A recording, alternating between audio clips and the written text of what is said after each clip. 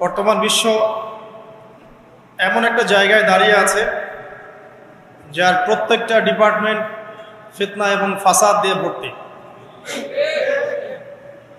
যে কোনো topic choose করেন, পরিবার, সমাজ, ধর্ম, রাজনীতি, অর্থনীতি, এমন কোনো সেক্টর নাই যেটা এখন ফিতনা এবং ফাসাদ মুক্ত।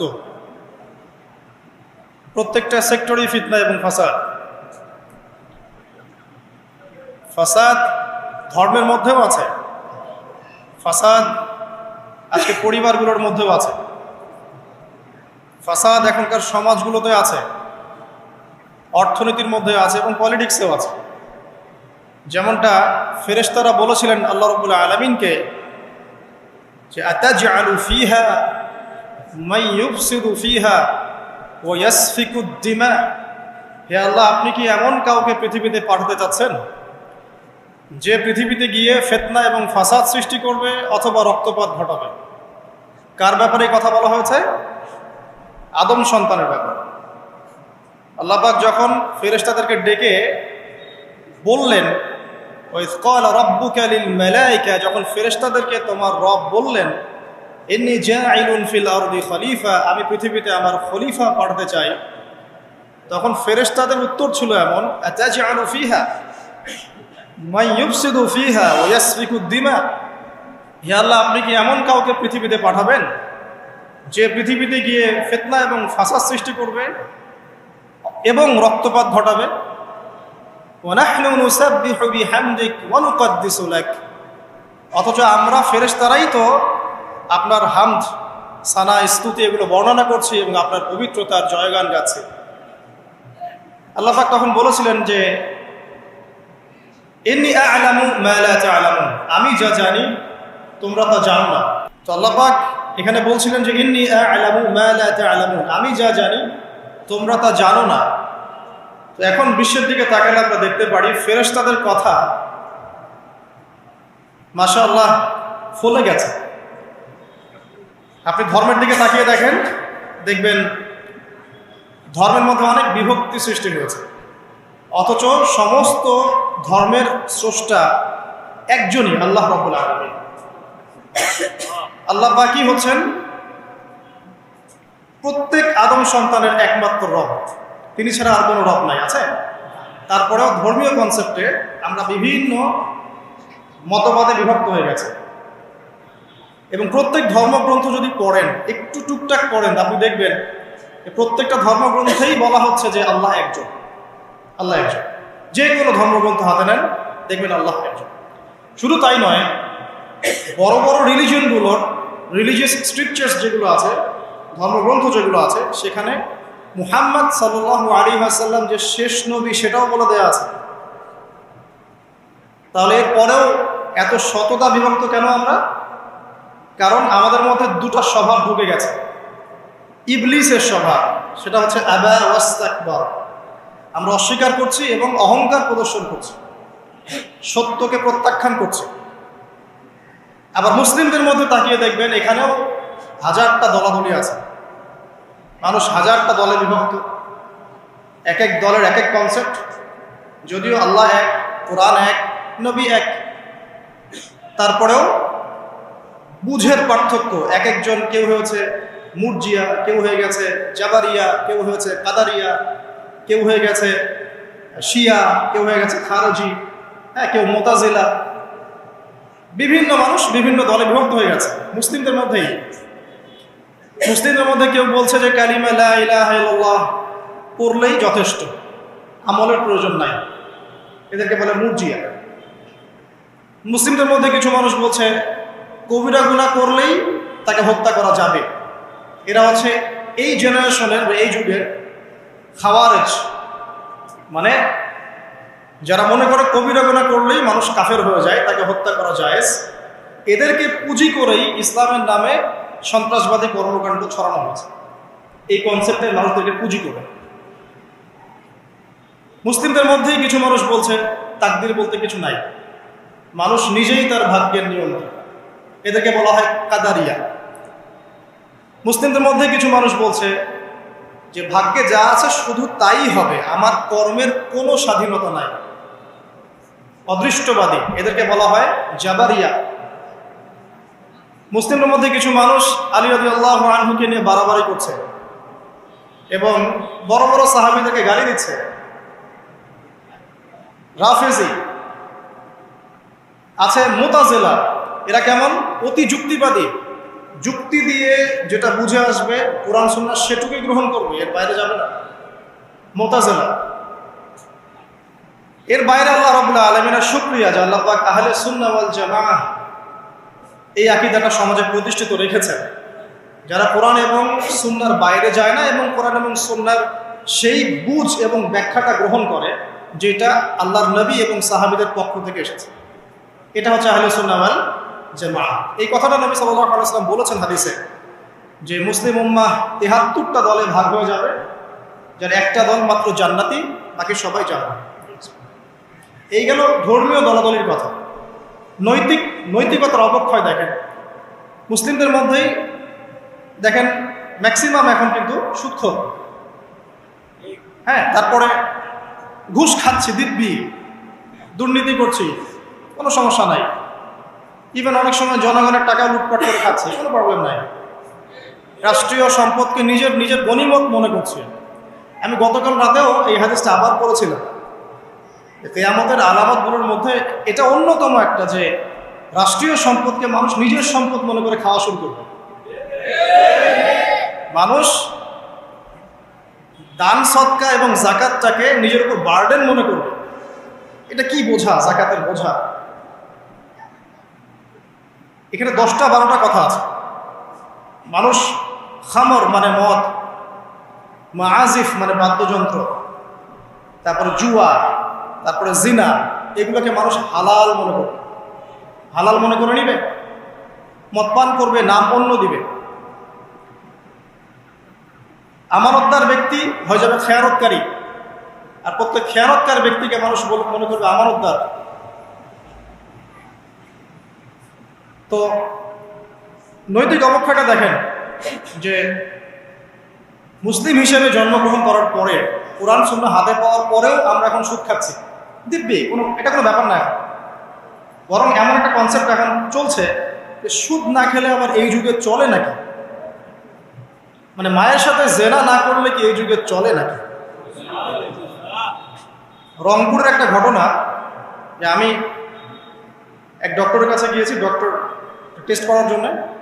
গাড়ি থামিয়েছি, দৌড় দিয়ে একটা ছেলে আসছে, আর দূর থেকে আমাকে দেখেছে, সে গ্লাসে লক করছে। গ্লাস খুলে বললাম, কি সমস্যা বলেন? তো বলছে, হুজুর জাস্ট আপনাকে দেখে দৌড়ে আসছি একটা খালি মাসআলা জানার জন্যে, যে একটা ঘটনা ঘটেছে আমাদের এলাকায়, এটার সলিউশন কি হবে। অনেককে জিজ্ঞাসা করেছে, অনেক রকম কথা বলেছে, আপনার মন্তব্য জানতে আমি দৌড় দিয়ে এসেছি। কি ঘটনা ভাই? তো বলছে যে আমাদের এলাকায় একজন ছেলে, মাদকাসক্ত ছেলে, মানে এডিক্টেড, ড্রাগ এডিক্টেড, সে তার নিজের মায়ের সাথে জেনা করে ফেলেছে। এটা শোনার পরে আমি আসলে কি অ্যান্সার দিব, আমি প্রায় 2 মিনিট চুপ করে বসে আছি। আজ বলবেন কি বলবেন? বলুন, এই ছেলের এখন করণীয় কি এটা জানতে আসছে, কি করবে এখন সে? 2 মিনিট চুপ করে থাকার পরে আমি খালি একটা কথাই বললাম, যে আল্লাহর কাছে খালেস ভাবে তওবা করতে বলেন, এর চেয়ে বেশি কিছু আমার বলার না। তো ঘটনাটাকে আপনাদের কাছে কত বিব্রত বোধ হচ্ছে না? অরুচিকর মনে হচ্ছে, খারাপ মনে হচ্ছে, কিন্তু আমরা এখন দিব্যি সুদ খাচ্ছি, মায়ের সাথে জেনাও করছি, খারাপ লাগছে না, বরং যুক্তি দিচ্ছি এগুলো না করলে কি যুগে চলে।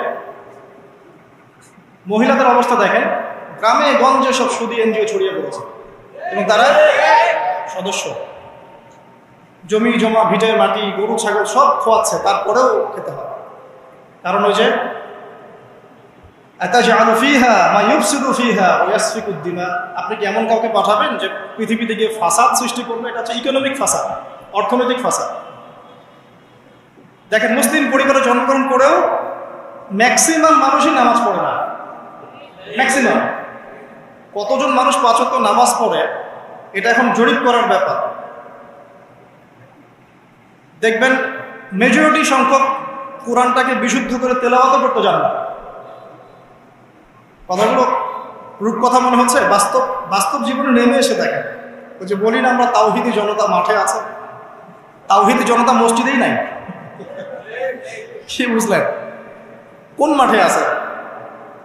তারপরে মুসলিম পরিবারে জন্মগ্রহণ করে দেখবেন পর্দা যে একটা ফরজিয়াত, এই কনসেপ্টই নেই। বরং এখন চেতনা এমন যে গায়ের জামা কাপড় ছিঁড়ে খুলে ফেলতে পারলে বাঁচে, মানে এখন এই যুগ চলছে। একটু আমি দেখাচ্ছি যে কিভাবে এই জায়গায় আসছে। দেখেন, একটা সময় ছিল যে মানুষ সিগারেট খেত, স্মোক করতো। আমরা ওই জেনারেশনটা দেখেছি, স্মোক করতো চুপ চুপ চুপ করে, ওই চায়ের দোকানের কর্নারে, এই বাথরুমে ঢুকে, ওই মাঠের ওই কর্নারে গিয়ে, কেউ যেন দেখে না ফেলে। তারপরে কয়েক বছর পর পরিস্থিতি একটু পরিবর্তন হলো, ওপেন স্মোকিং, সবাই ভাইয়ের সাথেও স্মোকিং, বন্ধুর সাথেও স্মোকিং, পরে বাবার সাথেও দেখা যায় ছেলে স্মোকিং। একটা যুগ আসলো দেখেন। তারপরে আস্তে আস্তে নতুন নতুন মদ আসতে লাগলো, গাঁজা, হেরোইন, প্যাথেডিন, হুইস্কি ইত্যাদি ইত্যাদি, পেন্সিডিল, ইয়াবা। এখন ইয়াবার যুগ, আরো আপগ্রেডেড কোনো মদ আসছে। এখন সিগারেট টিকেট কোনো বিষয় না, কিন্তু ফ্যাশন। যদি কেউ ইয়াবা খায় তাহলে বলা হচ্ছে হ্যাঁ এ মাদক সেবী। আর বাই দ্য ওয়ে, আমাদের দেশে কিন্তু নিবন্ধিত 190টা বারও আছে, হ্যাঁ, এবং দেশি 204টা ব্র্যান্ড চলছে, আর বিদেশে 38টা ব্র্যান্ড চলছে। পারমিট পেয়েছে 85,070 জন। এবং এই মাদক সংশ্লিষ্ট এনজিও আছে প্রায় 76। 21 বছর হলে যদি কেউ পারমিটধারী হয় সে মদ খেতে পারে, কোনো সমস্যা নেই। এটা নাগরিক অধিকার আপনার। আবার আশ্চর্যের ব্যাপার এটাও যে এগুলো খুলে উন্মুক্ত করার পরেও আবার মাদক নিরাময় কেন্দ্রও আছে 7টা। মানে ওভাবে খাবেন, এডিক্টেড হয়ে যখন জীবনটা নষ্ট হবে, এই 7টা নিরাময় কেন্দ্রে এসে আপনি চিকিৎসা নেবেন। এগুলো ডিপার্টমেন্ট আছে, সদর দপ্তর আছে, সব গোয়েন্দা সংস্থা আছে। এবং মাদকদ্রব্য নিয়ন্ত্রণ অধিদপ্তরও আছে। তো এটা একটা সার্কাস, মানে এই ওয়ার্ল্ডটা হচ্ছে একটা সার্কাসের যুগ। এই বিশ্বে যা হচ্ছে না, খালি চোখ দিয়ে যা দেখছেন, এর বেশিরভাগই সার্কাস। যেটা বলছিলাম, এখন ইয়াবার যুগ চলছে না। একটা সময় ছিল যখন ছেলে মেয়ে যদি অ্যাফেয়ার করতো লুকিয়ে লুকিয়ে, চিঠি দিয়ে, কেউ যেন না জানে, তাই না? ঠিক, তার মানে এগুলো পার করে আসছে। লুকিয়ে লুকিয়ে ছিল, কেউ যেন দেখে না ফেলে। কফি শপে বসলেও খুব সাবধানে, রিক্সায় বসলে কেউ যেন না দেখে। তারপরে একটা যুগ আসলো যে জানলে কোনো সমস্যা, বাসায় ওপেন, আমার গার্লফ্রেন্ড, ও আমার গার্লফ্রেন্ড, ও আমার বয়ফ্রেন্ড, আমরা বিয়ে করবো, আমরা প্রতিশ্রুতি দিয়েছি একে অপরকে, নো প্রবলেম। তারপর একটা যুগ আসলো যে যেহেতু প্রেম করছি, বিয়েই তো করতে যাচ্ছি, তো সেক্স করলে সমস্যা কোথায়? তখন আবার সেক্সুয়াল অ্যাক্টিভিটি শুরু হলো। মেয়েরা যদি বাইরে বের হতো, তাহলে যদি কোনো মেয়ের শর্ট কামিজ থাকতো বা আটোসাটো পোশাক থাকতো, সে গিল্টি ফিল করতো যে সবাই আমার দিকে তাকাচ্ছে, কেমন লাগছে। আর বেশিরভাগ মানুষ এমনটা করতো না, ওই কয়েকজন করতো। আস্তে আস্তে একটা যুগ আসলো যে না, এখন বেশিরভাগই করে, সয়ে গেল। তারপর একটা যুগ আসছে সরাসরি সেক্স, প্রেম টেম কিছুই নাই, এখন খালি সেক্স। পতিতালয়ে যাবো, সেক্স করবো, চলে আসবো। গার্লফ্রেন্ডের সাথে সম্পর্ক লাগে সেক্স, তারপরে বাজ বিচার করে দেখবো কোনটা ভালো। আর বাই দ্য ওয়ে, আমাদের দেশে 14টা পতিতালয় আছে, হ্যাঁ। আর এগুলো আমি বানিয়ে বলছি না, আপনি গুগল করলেই দেখতে পাবেন। তারপর একটা যুগ আসছে এখন যে হিজাব তো সরিয়েছি, তারপর আস্তে আস্তে ড্রেসটা একটু ছোট হলো, তারপর একটু টাইট ফিটিং, ঠিক আছে, আরেকটু শর্ট করতে করতে এখন রেভলিউশন আসছে, এটাও খুলে ফেলে দিতে। আমি আপনাকে বলে দিই হাদিস থেকে, এরপর কি হবে? ওই যে গোপনে গোপনে জেনা এবং এই যে অল্প অল্প অশ্লীলতার যুগটা থেকে যখন প্রকাশ্যে জেনা আর অশ্লীলতার সয়লাভের যুগটা আসছে এখন, এরপরে হবে কি, মানুষ রাস্তাঘাটেই জেনা করবে। রাস্তাঘাটে এইখানে কেউ সেক্স করতেছে, ওইখানে কেউ সেক্স করতেছে, ওইখানে দেখবেন, এইখানে দেখবেন। বিশ্বাস হচ্ছে না? এটা নবী সাল্লাল্লাহু আলাইহি ওয়াসাল্লাম বলেছেন যে কিয়ামত হবে না ততদিন পর্যন্ত, যতদিন মানুষ রাস্তাঘাটে আনাচে কানাচে জেনা করবে। তখনকার সবচেয়ে ভালো মানুষ যে হবে, সে কে জানেন? যে গিয়ে ওদেরকে বলবে যে কাজটা এখানে করছো একটু দেয়ালের পিছনে যে করতে পারতে না, এ হবে সবচেয়ে ভালো মানুষ। হাদিসে এমন ভাষা এসেছে। যুগ কিন্তু হঠাৎ করেই এরকম ফাসাদপূর্ণ হয় নাই, আস্তে আস্তে আস্তে আস্তে দেখেন, প্রথমে মাদক গোপনে, দিন প্রকাশ্যে, তারপর একটা ফ্যাশন হয়ে গেল, সবাই খাচ্ছে, কে কি বলে। প্রথমে পর্দা সবাই করতো মোটামুটি, 100 বছর আগের যুগে যান দেখবেন ম্যাক্সিমাম পর্দা। তারপরে আস্তে আস্তে রেভলিউশন, ফ্যামিনিস্ট রেভলিউশন, কাপড় ছোট হতে হতে হতে এখন বিকিনি যুগ আসতেছে, সবাই বিকিনি পরে ঘুরে। কে এগুলোর বলার আছে? আমার পোশাক আমি করবো, আপনার বলার কি অধিকার আছে? আমার দেহ আমার সিদ্ধান্ত, আমার দেহ আমার সিদ্ধান্ত। এরপরে আসবে ওই যুগটা যখন মানুষ রাস্তাঘাটে জেনা করবে, আর আল্লাহ রাব্বুল আলামিন বলেছেন তার রাসূলের মাধ্যমে, ওদের সামনে কিয়ামত হবে ইনশাআল্লাহ। মানুষ এইভাবে ফাসাদে জড়িয়েছে। মুসলিম পরিবারে জন্মগ্রহণ করার পরেও এই জিনিসগুলো অমুসলিমরা করুক, খ্রিস্টানরা করুক, বৌদ্ধরা করুক, ইহুদিরা করুক, আমাদের কিচ্ছু যায় আসে না। ওরা সারা দেশ সভ্যতা একাকার করে ফেলাক, আমাদের কিচ্ছু যায় আসে না। মুসলিম পরিবারে জন্মগ্রহণ করার পরে একটা মুসলিম ছেলে, মুসলিম মেয়ে কিভাবে দেখবেন, মুসলিম পরিবারে জন্ম নিয়েছে, নামাজ নাই, কোরআন তেলাওয়াত নাই, আল্লাহর তো জিকিরের কোনো খবরই নাই। তারপরে দিব্যি সুদ খাচ্ছে, ঘুষ খাচ্ছে, এটা ফ্যাশন, দুর্নীতি এটা কমন, সবাই করে, আমি একটু বলবো সমস্যা কোথায়। সবার ভিতরে একটা মানে আত্মিক দুর্নীতি, মানে আমাদের আত্মাটাই দুর্নীতিগ্রস্ত হয়ে গেছে। যখন একটা মানুষের আত্মা দুর্নীতিগ্রস্ত হয়ে যাবে তখন তার কাজগুলো হবে এরকম। একজন রাইটারের বই পড়ছিলাম, তিনি লিখেছেন যে এখন চলমান যে সময়টুকু চলছে এটা কিন্তু অনেক আগের বই, ওই সময়ের কথা তিনি বলছেন যে এখন যে চলমান সময় চলছে এই যুগে যদি আত্মাটাকে দেহের রূপ দেয়া যায় আর দেহটাকে আত্মার রূপ দেয়া যায় তাহলে দুর্গন্ধে কোনো মানুষ আমার কাছে আসবে না। আমি বুঝাতে পারিনি মনে হয়। আমাদের সুন্দর দেহটাকে যদি আত্মা বানিয়ে দেওয়া হয় আর আমাদের কুৎসিত আত্মাটাকে যদি দেহ বানিয়ে দেওয়া হয়, এত বিভৎস দেখাবে, সামনে কেউ যাবে না। তো যেটা বলছিলাম, ধর্ম, মুসলিমদের মধ্যেই ফাসাদ চলছে, ইকোনমিক সেক্টরে ফাসাদ, রিবা, দুর্নীতি, সুদ, ঘুষ, কমন, সবাই করছে। মুহাম্মদ সাল্লাল্লাহু আলাইহি ওয়াসাল্লামের উম্মত কিন্তু আমরা কিন্তু আল্লাহর সেই বান্দা যাদের পিতাকে আল্লাহ পাক ফেরেশতাদের সামনে সিজদা করিয়েছেন জ্ঞানের কারণে। সমাজের ক্ষেত্রে যান, দেখবেন সমাজের কাঠামোগুলো ভেঙে পড়ছে। প্রতিবেশী কে থাকে সেটাও মানুষ এখন জানে না যে আমার পাশে বসে আছেটা কে। একজন আরেকজনের উপকার করা, কাউকে ছাড় দেয়া দিন দিন কমে যাচ্ছে। দেখবেন কারো উপকার করা এটাকে মানুষ বিরক্তি মনে করছে। রাস্তাঘাটে চলবেন, কেউ ছাড় দিতে রাজি নয়, যে আপনার আগে যেতে পারবে সে সফল, ভাবখানা, কেউ ছাড় দিতে রাজি নয়। রাস্তার নিচু থেকে উঁচু শ্রেণী পর্যন্ত কেউ অন্যের স্বার্থে নিজের স্বার্থ বিসর্জন দিব, ছাড় দিব, এটা চিন্তা করা যাচ্ছে না। সমাজের কাঠামো কিন্তু ভেঙে গেছে। রাস্তাঘাটে দেখবেন বেপরদামি, প্রিমিক্সিং, জেনা, অশ্লীল মুভিজ, সমাজের কাঠামো বলে কিছু নাই। যা আছে একটা খোলস, ভিতর থেকে এটা পুরো পচে গেছে। পচলো কার কারণে? আমার কারণেই তো, আমার আপনার কারণেই পচেছে। কিভাবে হচ্ছে আমি সেদিকে যাচ্ছি। পলিটিক্সে যান, গ্লোবাল অ্যাফেয়ার্সে যান, ফাসাদ আর ফাসাদ। বিশ্ব নিয়ন্ত্রকদের এখন একটাই কাজ, যুদ্ধ বাঁধিয়ে দেওয়া আর অস্ত্র বিক্রি করা। কার কার মাঝে যুদ্ধ বাঁধাবে আর কোথায় কোথাও অস্ত্র বিক্রি করবে, এটাই টেন্ডেন্সি, কিচ্ছু না। মানুষের জীবনে কোনো মূল্যই নেই তার কাছে। একটা বোমে যে ইয়েমেনের হাজার হাজার শিশু মারা যাচ্ছে, কোনো ফিলিংসই নেই। বাচ্চাগুলো মরে গেল, কি হয়েছে? মনে পিঁপড়া দোলে দিলে যেমন মানুষের কোনো ফিলিংস থাকে না, মানুষের জীবনের মূল্য এমন হয়ে গেছে। নবী সাল্লাল্লাহু আলাইহি ওয়াসাল্লাম এটা বলেছিলেন, শেষ জামানে হারাজ বেড়ে যাবে। হারাজ মানে হত্যা। কাতেল যে হত্যাকারী সে জানবে না লিমা কাতালা, কি জন্য সে হত্যা করলো। মাকতুল সে জানবে না যে লিমা কুতিল, কি জন্য তাকে হত্যা করা হলো।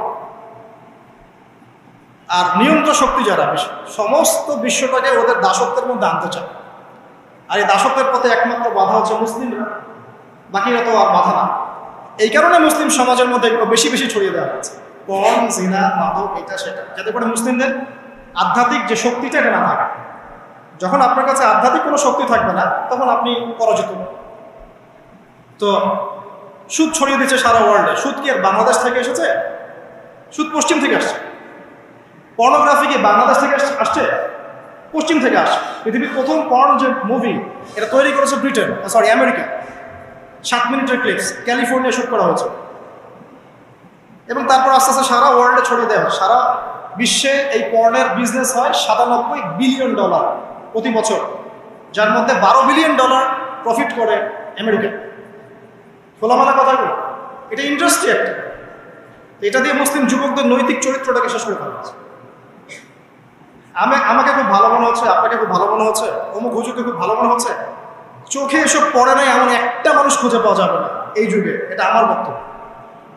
ইল্লা মাশাআল্লাহ, ইল্লা মাশাআল্লাহ, যদি এমন কেউ থেকে থাকেন যে এইসব মানে কি বলবো ইন্টারনেট সেকশনের সাথে কোনো সম্পর্কই নাই, তার ব্যাপারটা হয়তো ভিন্ন। বাকি সবার চোখে এগুলো পড়ছে এবং এটা কমন। এবং এগুলো কিন্তু দিন দিন গ্রামে বাড়ছে বেশি।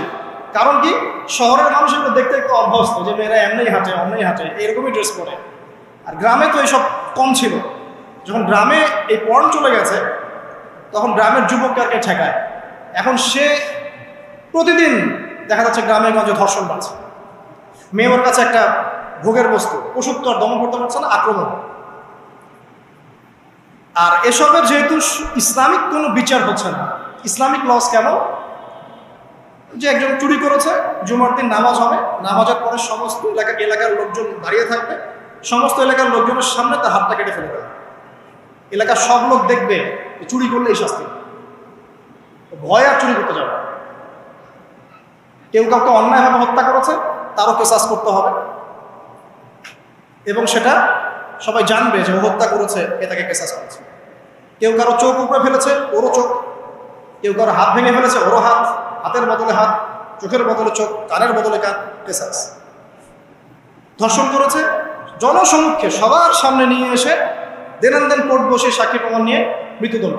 সবাই দেখবে যে মৃত্যুদণ্ড। প্রয়োজনে এই যে প্রজেক্টর লাগিয়ে দেখা, এই যে এই কাজ করেছে, এই শাস্তি। রাস্তাঘাটে ইফটিজিং হচ্ছে, মোবাইল কোর্ট থাকবে, ইফটিজিং হচ্ছে, রিপোর্ট প্রমাণ ধরা হবে, সাথে সাথে বিচার। এরকম একটা মাস করলে পরে দেখবেন অপরাধের মাত্রা বাড়ে না কমে। আল্লাহর কসম করে বলছি, এটা ইনশাআল্লাহ 80% কমে যাবে ইনশাআল্লাহ। কিন্তু এটা করলে কি হবে জানেন? ওই যে পশ্চিমে বসে আছে বিশ্ব নিয়ন্ত্রণ সংস্থা, ওরা বলবে যে এই স্টেটের দিকে নজর রাখে, এরা মৌলবাদী হয়ে যাচ্ছে, এরা সন্ত্রাসী হচ্ছে, মানবাধিকার লঙ্ঘন করছে, ইত্যাদি ইত্যাদি। অথচ তুমি মিয়া সারা বিশ্বের মধ্যে লাখ লাখ মানুষকে বোম মেরে হত্যা করে দাও, তোমার মানবাধিকার লঙ্ঘন হয় না? সবখানেই ফাঁসা। হকটাকে মানুষ বাতিল মনে করছে, বাতিলকে মানুষ হক মনে করছে। সত্যবাদী তাকে মিথ্যাবাদী বলা হচ্ছে, মিথ্যাবাদীকে সত্যবাদী বলা হয়। এখানে মুসলিমদের জীবনের মূল্য কমে গেছে। ওদিকে আর লম্বা করছি না, আমি আমার লেকচারের মূল জায়গায় আসছি। এখান থেকে আমি লেকচার একটা দিকে ফোকাস করে আমি শেষ করব। সেটা হলো, এই সমস্ত প্রবলেমসগুলো আমাদের পক্ষে সলভ করা সম্ভব নয়।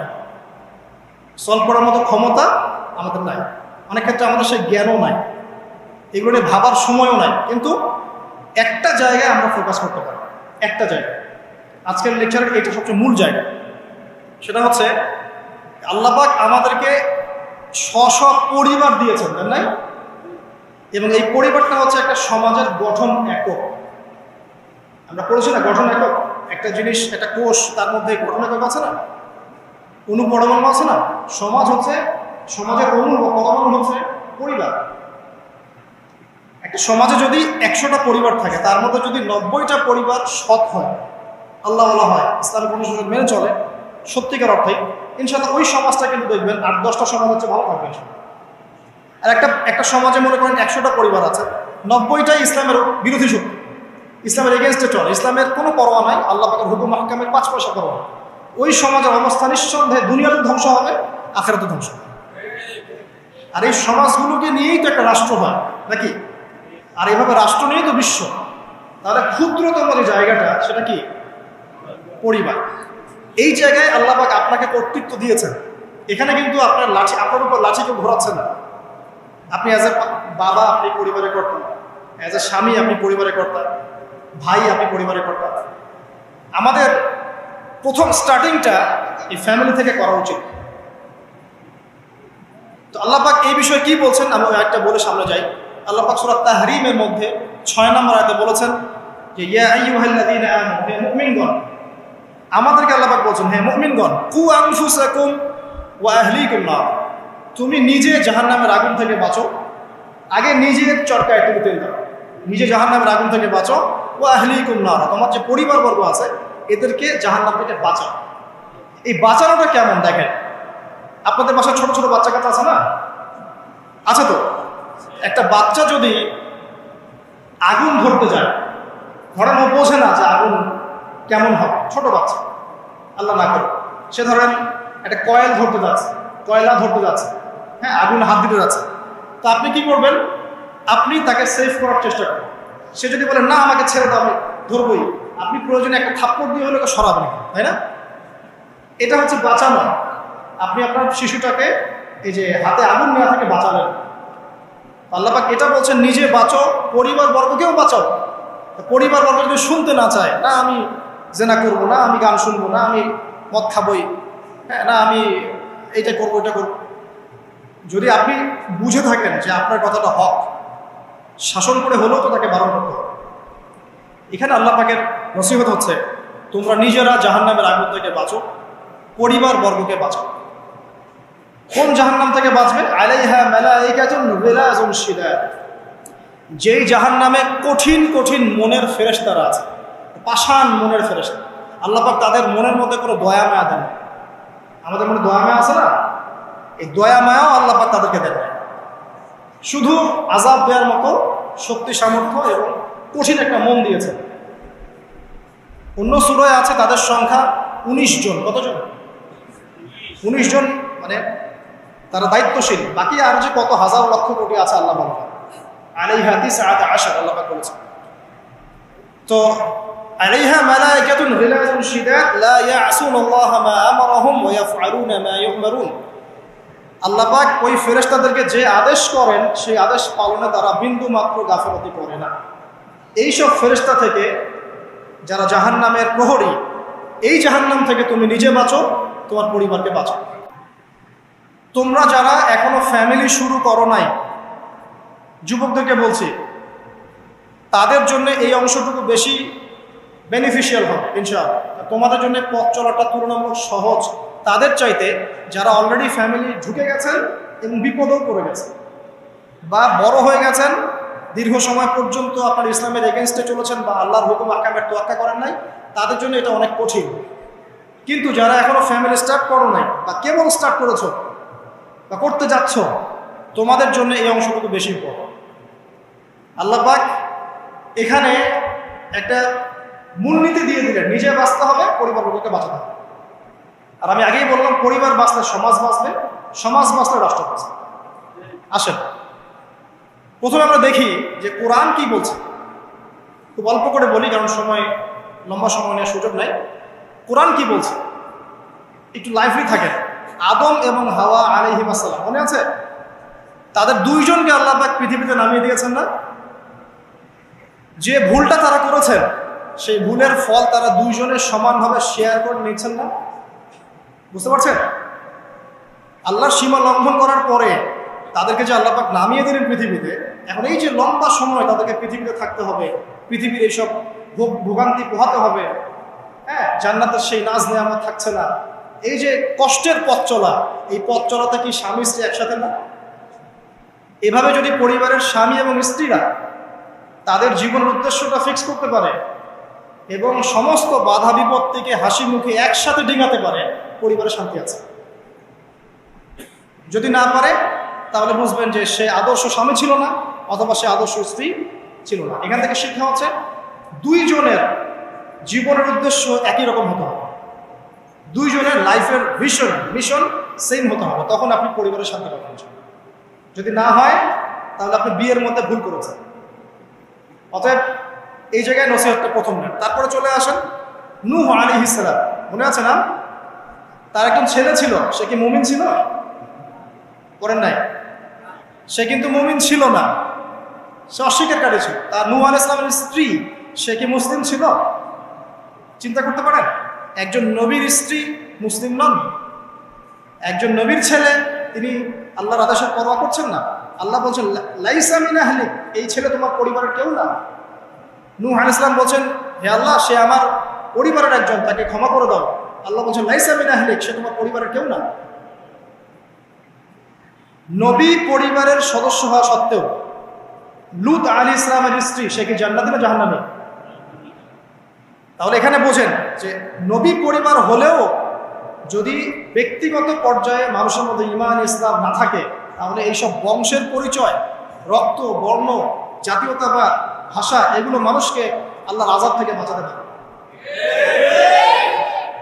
নবীর পরিবারের সদস্য হওয়া সত্ত্বেও তারা জাহান্নামে যাচ্ছে, শ্রদ্ধাহারিম করে। তাহলে আমাদের কাজ কি? নিজের চটকাটা তেল দেওয়া। আমি কত বড় আলেমের ছেলে, আমি কত বড় দায়ীর স্ত্রী, আমি কত বড় মানে মুফাসসির মুহাদ্দিসের সন্তান, ভাই, এসবের কোনো মূল্য নাই। নিজে আমি ভালো কিনা, নিজে প্রকৃত মুসলিম মুমিন কিনা, এটার মূল্য আছে। এই কারণেই হয়তো আমাদের নবী সাল্লাল্লাহু আলাইহি ওয়াসাল্লাম তার মেয়ে ফাতিমা রাদিয়াল্লাহু আনহাকে বলছেন, হে ফাতিমা, হে আমার কলিজার টুকরা মেয়ে, হে আমার কলিজার টুকরা মেয়ে, তুমি শোনো, পৃথিবীতে আমার কাছে যা চাওয়ার তুমি চেয়ে নাও, পরকালে আমি তোমার কোনো হেল্প করতে পারছি না। অথচ আমরা জানি নবী সাল্লাল্লাহু আলাইহি ওয়াসাল্লাম সবার জন্য কি করবেন? সুপারিশ করবেন, সেটা অন্য বিষয়। তোমাকে তোমার হিসাব একাই দিতে হবে, নবী সাল্লাল্লাহু আলাইহি ওয়াসাল্লাম এটা বলেছেন। একদিন তিনি বাসায় ঢুকলেন, দেখছেন আয়েশা রাদিয়াল্লাহু আনহা কান্নাকাটি করছে। আয়েশা বলে রাখি, আয়েশা রাদিয়াল্লাহু আনহা সম্পর্কে আমাদের নবীজি বলেছেন, তাকে প্রশ্ন করা হচ্ছে আপনি পৃথিবীতে সবচেয়ে বেশি কাকে ভালোবাসেন? তিনি বলছেন আয়েশাকে। তারপরে কাকে ভালোবাসেন? আবু বকর। তারপর কাকে ভালোবাসেন? ওমর। কথা বুঝতে পারছেন? সেই আয়েশা রাদিয়াল্লাহু আনহা বাসায় কান্নাকাটি করছেন। তিনি বলছেন কি জন্য কাঁদছো হে আয়েশা? আয়েশা রাদিয়াল্লাহু আনহা বলছেন জাহান্নামের আযাবের ভয়ে আমি কাঁদছি। কি হবে ইয়া রাসূলুল্লাহ আমাদের শেষ হবে? তখন আল্লাহর নবী তার স্ত্রীকে বলছেন, যাকে তিনি সবচেয়ে বেশি ভালোবাসেন, তাকে বলছেন তিনটা ক্ষেত্র বা তিনটা জায়গা আছে যখন পৃথিবীর কোনো মানুষকে চিনতে পারবে না পরকালে, এমনকি আমিও তোমাকে চিনতে পারবো। সেটা কি? যখন এই যে মিজানের পাল্লাটা দাঁড় করা, যে এটা ভারী হচ্ছে না হালকা হচ্ছে, এই সময় কেউ কাউকে চিনবে না, কারো কথা কারো মনে থাকবে না। যে গার্লফ্রেন্ডের জন্য আপনি জীবন দিচ্ছেন তার কথা আপনার মনে থাকবে না। যে স্ত্রী সন্তানের জন্য আপনি সারা জীবন দুর্নীতি করে গেলেন তার কথা আপনার মনে থাকবে না।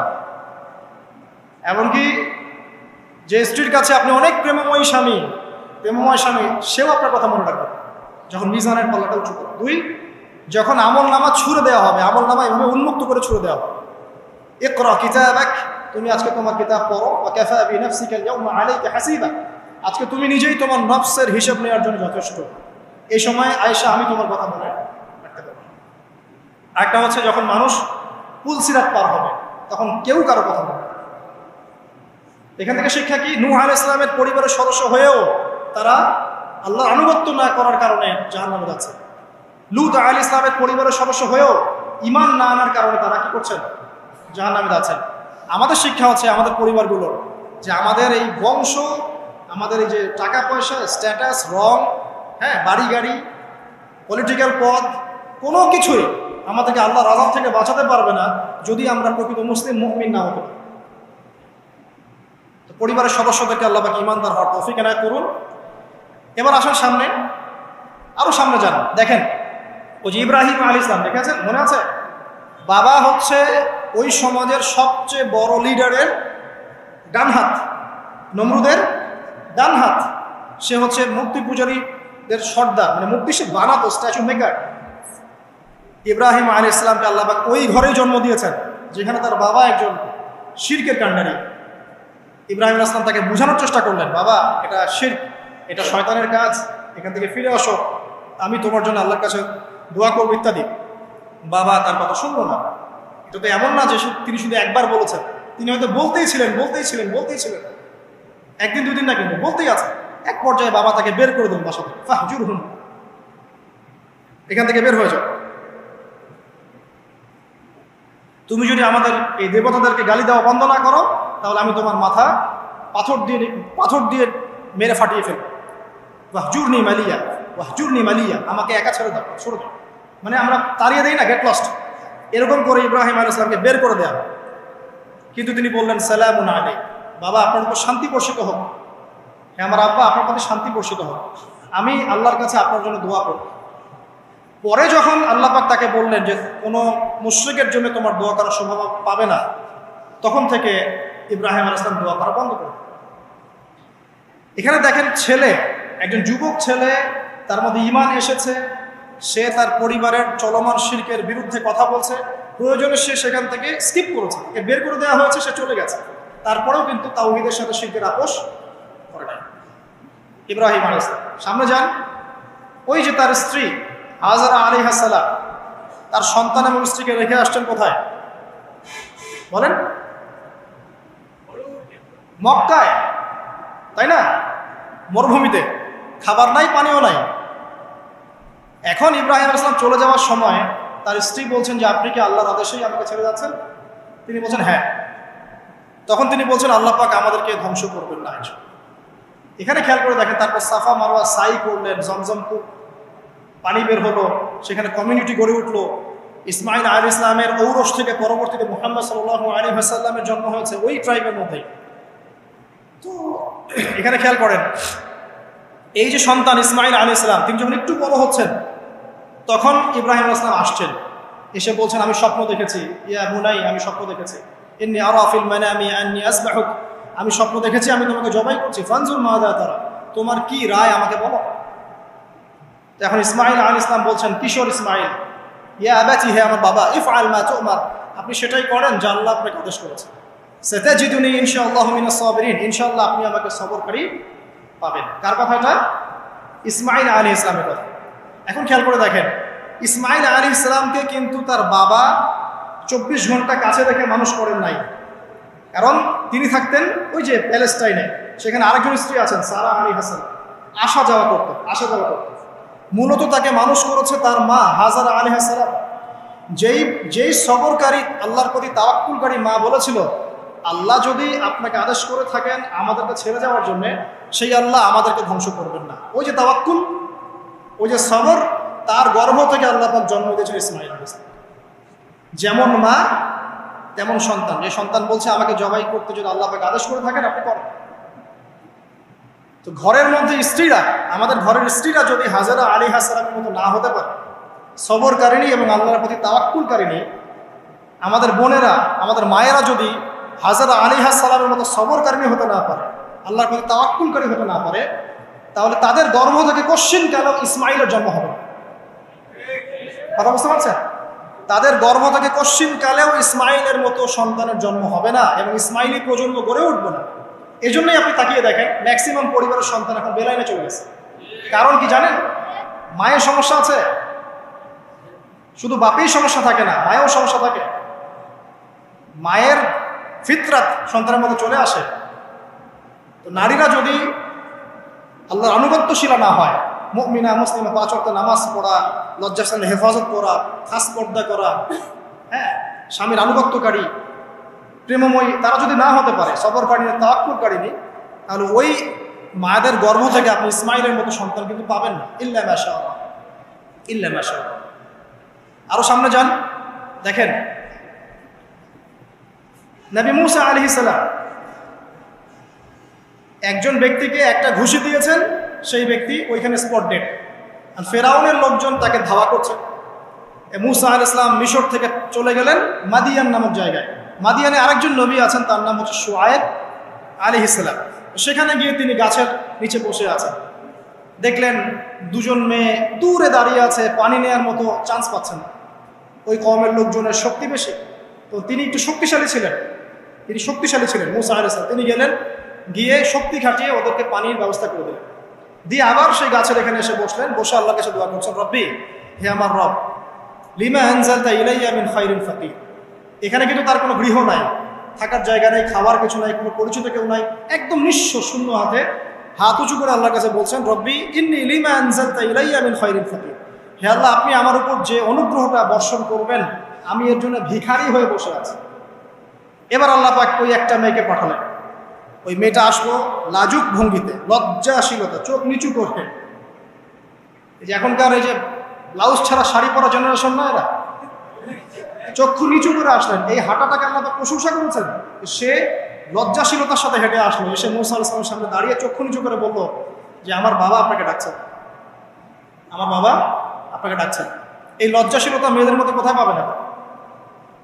একটা হাদিস আছে, যখন তোমার মধ্যে লজ্জা থাকবে না তোমার দ্বারা যে কোনো পাপ করা সম্ভব। হাদিস আছে, যে কোনো পাপ করা সম্ভব। বিকিনি পরেও কয়েকদিন পর ঘুরবে এরা, আমি বলে দিচ্ছি, দেখে নিয়েন ইনশাআল্লাহ। এবং এই আন্দোলন করতে করতে এক পর্যায়ে এমন একটা অবস্থা হবে দেখবেন যে ওটা পরেও রাস্তায় ঘুরছে। মানে ওরা দেশটাকে ওই আমেরিকান এবং ব্রিটেনদের পশ্চিমা সংস্কৃতির রঙে সাজাতে চায়। আর এই নোংরা অসভ্যতার নাম দিয়েছে প্রগতিশীলতা। শয়তান অনেক বেশি প্রগতিশীল ছিল এবং এখনো আছেও। ওই মেয়ের হেঁটে আসাটাকে আল্লাহ প্রশংসা করছেন। আসার পরে তিনি যখন বলছেন আমার বাবা আপনাকে ডাকছেন, তিনি গেলেন, তখন ওই শুআয়ব আলাইহিস সালাম বলছেন যে আমার এই দুই মেয়ের মধ্যে একজনকে আমি তোমার সাথে বিয়ে দিতে চাই। মূসা আলাইহিস সালাম সেখানে বিয়ে করলেন। শর্ত হচ্ছে 8 থেকে 10 বছর তাকে তার ফার্মে চাকরি করতে হবে, কৃষিকাজ মানে গবাদি পশুর, এখানে 8 থেকে 10 বছর তাকে সার্ভিস দিতে হবে, এটাই মোহর।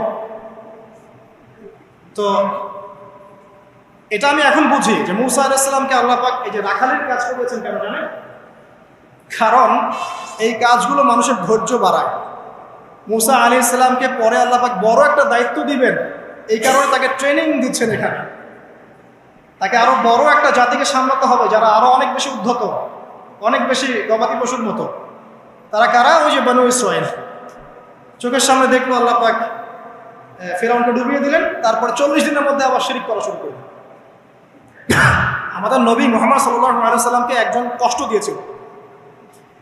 তো কষ্টটা এত ডাইরেক্ট দিয়েছে, এসে বলেছে আপনি ইনসাফ করেন, হে মুহাম্মদ সাল্লাল্লাহু আলাইহি ওয়াসাল্লাম, আপনি ইনসাফ করেন, আপনি ইনসাফ করছেন না। তো সাহাবীদের চোখ মুখ লাল হয়ে গেল যে এত বড় কথা নবীকে বলে। তখন নবী সাল্লাল্লাহু আলাইহি ওয়াসাল্লাম বলছেন দাঁড়াও, আমার ভাই মূসাকে তার কওম আরো অনেক বেশি কষ্ট দিয়েছে। মানে মূসা আলাইহিস সালামের কষ্টের কথা চিন্তা করে আমাদের নবী সান্ত্বনা নিচ্ছেন, এটা তো কিছুই না। মূসা আলাইহিস সালামকে তার কওম আর অনেক বেশি কষ্ট দিয়েছে। তো এই কওমকে সঠিক পথে চালানোর জন্য আল্লাহ পাক 8 বছর তাকে রাখালি করিয়েছেন। আপনারা জানেন কিনা জানি না যে বেশিরভাগ নবী কিন্তু কৃষিকাজ করেছেন, জানেন? তো যারা কৃষিকাজ করছেন আপনারা এখানে নিজেকে হীনমন্যতায় ভোগার, ছোট মনে করার কোনো সুযোগ নেই। আপনি একটা নোবেল প্রফেশনের মধ্যে আছেন, খাঁটি প্রফেশনের মধ্যে আছেন, ঠিক আছে? তো দেখেন, এবার মূসা আলাইহিস সালাম একজন ভালো গার্ডিয়ান পেলেন, তার নাম শুআয়ব আলাইহিস সালাম। সেখানে বাড়ি পেলেন, সেখানকার জামাই, তিনি চাকরি করছেন, মানে তার সবকিছুই অনুকূলে। ওই যে দোয়া কিন্তু কবুল হয়ে গেল। সতী পুত পবিত্র একটা মেয়ে আল্লাহ পাক তাকে দিয়ে দিলেন। কারণ মূসা আলাইহিস সালাম ছিলেন অনেস্ট, মূসা আলাইহিস সালাম ছিলেন একটা সৎ ব্যক্তি, অনেস্ট, যিনি কখনো অশ্লীল কোনো পথে পা বাড়ান নাই। ঠিক তেমন একজন মেয়েকে আল্লাহ পাক তার জীবন সঙ্গিনী করে দেবেন। তাই আমাদের শিক্ষা হচ্ছে, আমরা যদি নিজেদেরকে পবিত্র রাখতে পারি, তোমাদেরকে বলছি ইনশাআল্লাহ তুমি তোমার জীবনে পুত পবিত্র নেককার স্ত্রী পাবে। কিন্তু তোমরা যদি এখনকার এইসব প্রলোভনে পড়ে জেনা, মদ, পর্ন, হাবিজাবি সবকিছুর মধ্যে ঢুকে যাও, মাদকের ইত্যাদির মধ্যে, পুত পবিত্র নারী আসবে না। দেখবা যে এমন নারী তোমার জীবনে আসছে যে নিজেও পবিত্র না। আল্লাহ পাক ব্যালেন্স করেন সবসময়, ইল্লা মাশাআল্লাহ। শুধু তাই নয়, শুআয়ব আলাইহিস সালামের মতো একজন গার্ডিয়ান তিনি পেলেন, যিনি তাকে দিনের পথে হেল্প করলেন। পরবর্তীতে মূসা আলাইহিস সালাম নবী হলেন। এখান থেকে একটা প্রমাণ আছে, দলিল, সেটা হলো বাড়ির গার্ডিয়ান যদি দিনদার হয়, শুআয়ব আলাইহিস সালামের মতো সাপোর্টিং হয়, পরিবারবর্গকে দিনের জন্য সাপোর্ট করছে, সেই পরিবারের মধ্যে শান্তি আসবে। এবং সেই পরিবারের যুবকরা সৌভাগ্যবান, যুবতীরাও সৌভাগ্যবান, সেই পরিবারের সন্তান সন্ততিরা সৌভাগ্যবান। তাই পরিবারের গার্ডিয়ান যারা আছেন, আজকের খুতবা শুনছেন, আপনারা সাপোর্টিভ হন, পরিবারকে দিনের ক্ষেত্রে সাপোর্ট দেন, একটা ভালো প্যারেন্টিং করেন, সন্তানদেরকে সুন্দর প্যারেন্টিংসের মধ্যে নিয়ে আসেন। আসুন সামনে যাই, এবার একটা কনক্লুশনের দিকে যাচ্ছে। আসেন, তো কোরআনের পরতে এরকম দলিল আছে। আরো দেখবেন, ইয়াকুব আলাইহিস সালাম মৃত্যুবরণ করছেন, সন্তানদেরকে ডেকে বলছেন যে আমার পরে তোমরা কার ইবাদত করবে। মানে তিনি কনসিয়াস যে আমার পরে বাচ্চা কাচ্চারা আবার যেন বিভ্রান্ত হয়ে না যায়, তোমরা কার ইবাদত করবে, ডেকে বলছেন। আর আমরা ওই সময় ডেকে বলতাম যে আমার ব্যাংকেরে 10 কোটি টাকা আছে, 1 কোটি ওকে দিস, 1 কোটি ওকে দিস, হ্যাঁ আমার জমি জমা এগুলো আছে, ওকে এটা দিস, ওকে এটা দিস। উনি ডেকে বলছেন তোমরা আমার পর কার ইবাদত করবে। সন্তানরা বলছে আমরা এক আল্লাহর ইবাদত করব, যার ইবাদত আপনি করেছেন, আপনার পিতাও করেছেন। সচেতন গার্ডিয়ান। সামনে যান, আপনি দেখবেন ইউসুফ আলাইহিস সালাম, যিনি যে জেলখানায় বন্দী হলেন, পরে মিশরের খাদ্যমন্ত্রীর দায়িত্ব পেলেন, তার বাবা ইয়াকুব আলাইহিস সালাম কাঁদতে কাঁদতে চোখ অন্ধ হয়ে গেল। দেখেন, যখন ইউসুফ আলাইহিস সালাম তার ভাইদেরকে বললেন, এই যে রুমালটা, এই রুমালটা নিয়ে যাও, আমার বাবার চোখের উপরে দিবে, ইনশাআল্লাহ সে দৃষ্টিশক্তি ফিরে পাবে। এটা পড়েন নাই মনে হয়, সূরা ইউসুফের মধ্যে আছে। এই রুমালটা যখন আমার বাবার চোখের উপর দিবে, তখন সে তার দৃষ্টিশক্তি ফিরে পাবে। তখন ওই রুমালটা যখন তারা বহন করে নিয়ে আসছেন, অন্ধ ইয়াকুব আলাইহিস সালাম তিনি বলছেন যে আমি দূর থেকেই ইউসুফের গন্ধ পাচ্ছি। সূরা ইউসুফ আর জুলাইখার প্রেম কাহিনী নয়। সূরা ইউসুফ হচ্ছে তার পিতা ইয়াকুব আলাইহিস সালাম এবং এই যে তার ছেলে ইউসুফ আলাইহিস সালাম, তাদের মধ্যে ভালোবাসার কাহিনী। এটা ভালো করে পড়েন, ভালো করে বুঝবেন। এখানে পিতার সন্তানের ভালোবাসাকে বোঝানো হয়েছে। এত ভালোবাসেন তিনি সন্তানকে। এখান থেকে শিক্ষা কি? শিক্ষা হচ্ছে পিতাদেরকে সন্তানদেরকে ভালোবাসতে হবে, আদর করতে হবে, কাছে ডেকে বোঝাতে হবে। সবসময় শাসনের লাঠি ঘোরানো যাবে না। সন্তান যদি হোঁচট খায়, তার হাতটা ধরতে হবে, ধরে বলবে বাবা কি হয়েছে, আমি তো তোমার সাথে আছি। মা কি হয়েছে, হতাশ কেন হচ্ছে, আমি তোমার সাথে আছি। একটা রেজাল্ট খারাপ হচ্ছে তো কি হয়েছে, আমি তোমার সাথে আছি। বাবা নামাজ পড়ো, বাবা কোরআন তেলাওয়াত করো, আল্লাহকে ডাকো, আল্লাহ তোমার সাথে আছে। ওকে কনফিডেন্স দিতে হবে। যখন পিছন থেকে সন্তানরা কনফিডেন্স পাবে, এই সন্তানরা বড় হয়ে আত্মবিশ্বাসী হবে। আর পিছন থেকে যখন আপনি তাকে সবসময় শাসন করতে থাকবেন, জুলুম করতে থাকবেন, এ বড় হয়ে আপনাকে বৃদ্ধাশ্রমে পাঠাবে, তো কোথায় পাঠাবে? সন্তানকে ভালোবাসতে হবে। এটা বলে রাখি, এখানে দেশে আবার 30টা বৃদ্ধাশ্রমও আছে। ইসলামে বৃদ্ধাশ্রমের কোনো জায়গা নাই। আর এখন আমি চলমান একটা পত্রিকা রিপোর্ট দেখলাম গুগলে, নাম করা পত্রিকা, নাম বলছি না। তারা বলছে এখন বৃদ্ধাশ্রম সময়ের দাবি। বৃদ্ধাশ্রম এখন সময়ের দাবি, নাউজুবিল্লাহ। আর ইসলাম বলছে সবচেয়ে সেরা অধিকার দিবে মাকে, তারপরে মাকে, তারপরে মাকে, তারপর বাবাকে। মায়ের পায়ের নিচে জান্নাত, বাবার সন্তুষ্টিতে আল্লাহর সন্তুষ্টি, এগুলো ইসলাম বলছে। আর এখনকার সভ্যতা আমাদেরকে বলছে যে বৃদ্ধাশ্রম এখন সময়ের দাবি। ইউসুফ আলাইহিস সালামকে যেভাবে ভালোবাসতেন তার বাবা, সন্তানকে ভালোবাসো। আমাদের নবী মুহাম্মদ সাল্লাল্লাহু আলাইহি ওয়াসাল্লাম মানুষকে যত ভালোবাসতেন, এর কারণ কি জানেন? ছোটবেলা থেকেই তাকে খুব ভালোবাসা দিয়ে মানুষ করা হয়েছে।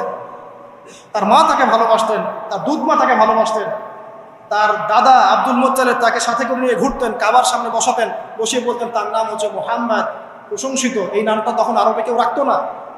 আমার এই নাতি, আমার এই ছেলের ছেলে ইনশাআল্লাহ এ বড় হয়ে নেতা হবে, এই কথা বলতেন।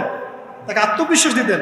এমনকি তার দাদার ইন্তেকালের পর তার চাচা আবু তালেব মুসলিম না হয়েও সুদীর্ঘ সময় পর্যন্ত ভাতিজাকে সাপোর্ট দিয়েছেন।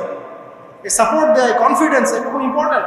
এগুলোর ঘাটতি যখন হবে, তখন এই যুব সমাজ পরিবারের সদস্যরা ফেড আপ হয়ে যাবে, মানসিক কষ্টে ভুগবে, মাদকের কাছে যাবে, অন্য একটা মেয়ের কাছে যাবে, পণে যাবে, আপনার মিউজিক্যাল ইনস্ট্রুমেন্টের কাছে যাবে। ঠিক আছে, আমরা শেষ করছি। এখান থেকে একটা শিক্ষা হচ্ছে যে আমাদের পরিবারের সদস্যদেরকে ভালোবাসা এবং তাদের প্রতি কনফিডেন্স দেয়া, তাদেরকে আল্লাহর পথে চলতে সাহায্য করা। ইনশাআল্লাহ দেখবেন যে তারা আপনাকে সম্মান করবে, আপনাকে একজন বন্ধু মনে করবে, যে না আমার পাশে কেউ আছে, আমি একা নই, আমি তা ফিল করব। এটা খুব ইম্পর্টেন্ট। শেষ করার আগে এই যে কোরআনিক কিছু আমি জাস্ট এক্সাম্পল দিলাম, বিচ্ছিন্ন এক্সাম্পল যে কোরআনে এইভাবে আসে। এছাড়া লোকমান আলাইহিস সালামের ঘটনায় আপনি পাবেন। লোকমানের মধ্যে সন্তানকে ডেকে কত নসিহত করছে, বাবা শিরিক করো না, সৎ কাজে আদেশ করো, অসৎ কাজে নিষেধ করো, পিতামাতার খেদমত করো। আর আমরা বাচ্চাদেরকে কি শেখাই? জমি জমা, বাড়ি গাড়ি দাঁড়াতে হবে, চাকরি করতে হবে, এটা শেখায়। আগে সন্তানকে শেখাচ্ছে বাবা আল্লাহকে চিনো, আল্লাহ বলে একজন আছে, তিনি, তাকে চিনো আগে, তার সাথে কাউকে শরিক করো না। শিরকের শিক্ষা কোথায় এখন পরিবারের মধ্যে? তো কোরআনে এরকম অসংখ্য দলিল আছে। শেষ করার আগে আমি যেটা বলতে চাই যে আমাদেরকে কিছু কিছু বিষয় যদি আমরা এখনো যদি মেনে চলি, এই ভঙ্গুর সমাজ ব্যবস্থায়ও আদর্শ পরিবার ধরে রাখা ইনশাআল্লাহ সম্ভব।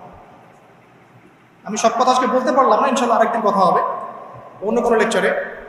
যে প্রথমেই পরিবারের যে সদস্যরা আছেন তাদেরকে ইলম বা জ্ঞানের চর্চা করতে হবে।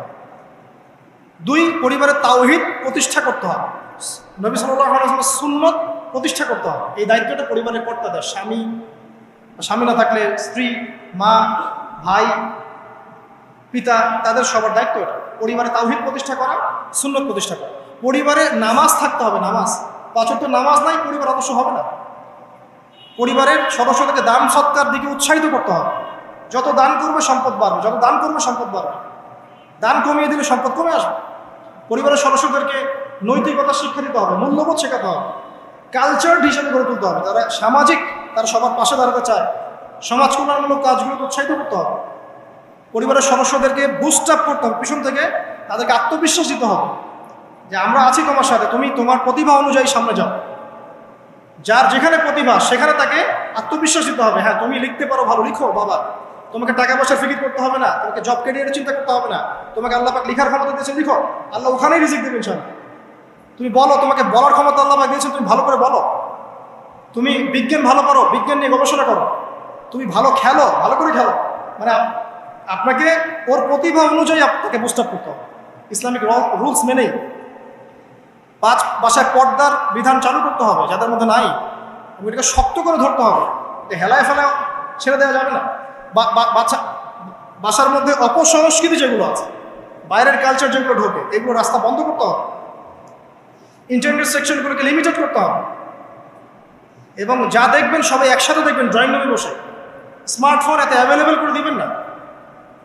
এমনও কান্ট্রি আছে 18 বছর না হলে কেউ ফোন ইউজ করতে পারে না, আর আমাদের জন্মের পর থেকেই ফোন। বাচ্চার ওই ফোনটা দেওয়া মানে তার মস্তিষ্ক ড্যামেজ, শেষ। দেখেন আপনি ফোনের কারণে যে কত পাপ করতেছে আল্লাহ। এবং ফোনকে আমরা এখন আর কন্ট্রোল করছি না, ফোনই আমাদেরকে কন্ট্রোল করছে। এগুলো বন্ধ করতে হবে। বাসার সদস্যদের খাওয়া দাওয়ার দিকে ফোকাস করতে হবে, তারা কি খাচ্ছে, কেমন খাবার খাচ্ছে, ফ্রেশ ফুডের ব্যবস্থা করতে হবে। কালচার কথা বলতে হবে, সুন্দর করে কথা বলতে হবে তাদের সাথে। ঝগড়াঝাটি এগুলো দেখে যখন তারা অভ্যস্ত হয়ে যাবে তখন তো নৈতিকতার অবক্ষা ঘটবেই। আরও কিছু বিষয় আছে, যেমন পরিবারে হৃদ্যতা, ভালোবাসা পিতামাতার মধ্যে আছে কিনা, স্বামী স্ত্রীর মধ্যে আছে কিনা, এই বিষয়টা যেন ছোটদেরকে ইফেক্ট না করে খেয়াল রাখতে হবে। এভাবে যখন ইফেক্টিভ প্যারেন্টিং আসবে, পরিবার রিজিক হালাল, সলাত আছে, কোরআন আছে, জিকির আছে, তারা সমাজ কল্যাণমূলক কাজ করছে, ইসলামিক কমিউনিটির মধ্যে আছে, হ্যাঁ, সবার সাথে একটা হৃদ্যতাপূর্ণ সম্পর্ক আছে, তখন দেখবেন এই পরিবারের সন্তানরা ইনশাআল্লাহ পরবর্তীতে গিয়ে ভালো কিছু করবে। এই পরিবারের মেয়েরা ইনশাআল্লাহ শালীন হবে, এবং তারা যখন অন্য কোনো ঘরে যাবে ওই পরিবারও ঠিক থাকবে।